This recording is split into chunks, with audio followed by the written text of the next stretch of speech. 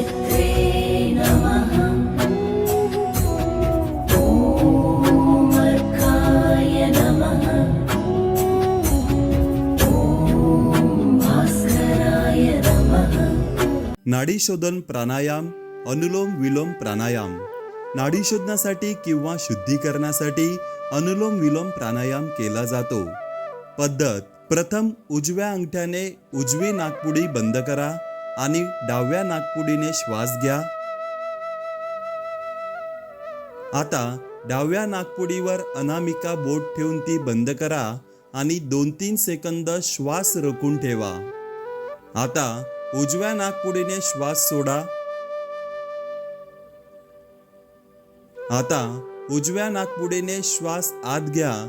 2-3 second श्वास रोखून ठेवा। अंगठ्याने उजवी नाकपुडी बंद करा।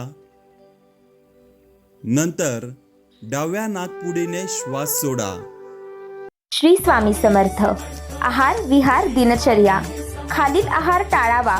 वर्ज्य: पांढरं मीठ, पांढरी साखर, मैदा, साबुदाणा, बटाटा, रिफाईन ऑइल, पॉलिश तांदूळ, गहू।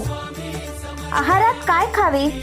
बाजरी, ज्वारी, राजगिरा, नाचणी, बीट, काकडी, गाजर, मुळा, ताज्या पालेभाज्या, फळभाज्या, कडधान्य, कच्ची घाणीचे तेल, गूळ, सैंधव मीठ। दिनचर्या: सकाळी सूर्योदयापूर्वी उठावे। सकाळी उठल्यावर तोंड न धुता, गुळणी न करता 2 ते 3 ग्लास कोमट पाणी प्यावे। सकाळी 7 ते 9 वाजेपर्यंत जेवण करावे।